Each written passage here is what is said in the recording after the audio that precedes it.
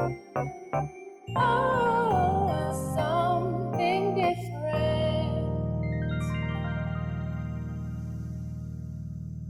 2 Kings chapter 5, verse 14. So he went down and dipped himself 7 times in the Jordan, according to the word of the man of God.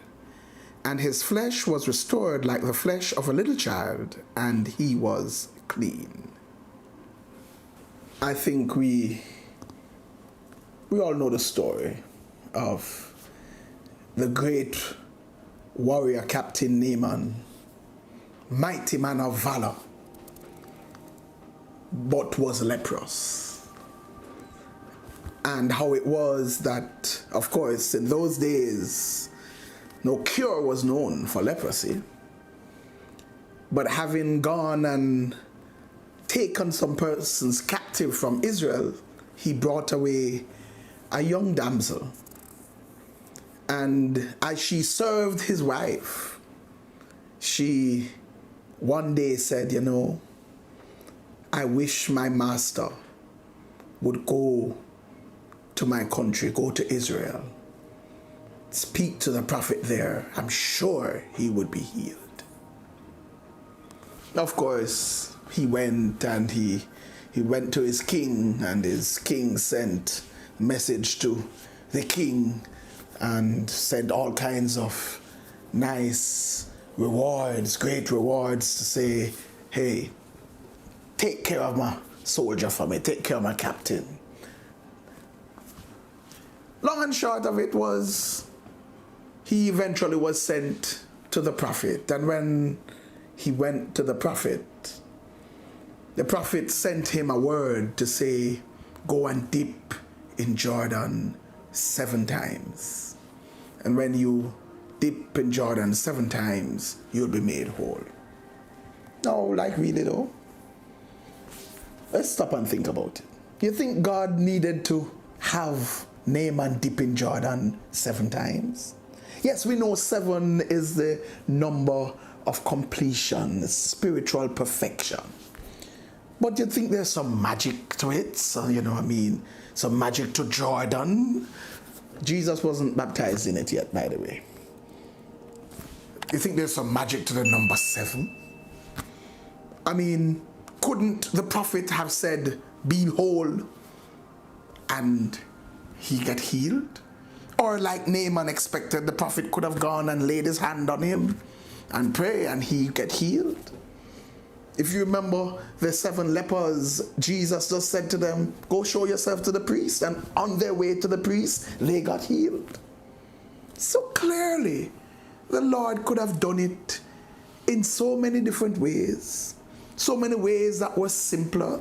So many ways that would be more easily understood or expected. Yet he said to Naaman, go dip in Jordan 7 times. By the way, as Naaman complained, Jordan was a dirty river compared to the wonderful rivers that he was used to in his country. So again, Lord, why? But when I look at it, I realize what the issue is. It is not about Jordan.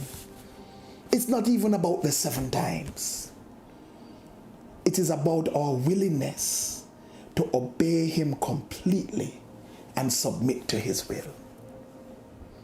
How often do we fail to get the results we want from God? Not because God isn't willing to give it to us, but because we are not willing to obey him fully. We want him to bless us, but on our terms. We want him to heal us, but on our terms. We want him to give us a breakthrough, but when and how we want it. And God says, I will bless those who submit to me. I will deliver those who obey me. And so, what he's seeking is our complete submission, where we say, not my will, God, but thine be done. Where we lean not on our own understanding, but in all our ways we acknowledge him. so that he can direct our path. So I invite us, let's look at it. Is it possible that right now there are some victories that God is more than willing to give us, but we are failing to receive because we are stalling at what God has called us to do, what God has said we ought to do or not do? Look at it. Naaman, he stalled for a while and nothing happened until he went to Jordan. And even when he went to Jordan, 5 times in the water, he was still a leper. 6 times in the water, he was still a leper. Not until he obeyed fully and completely. After the 7th time when he came out, his flesh was clean.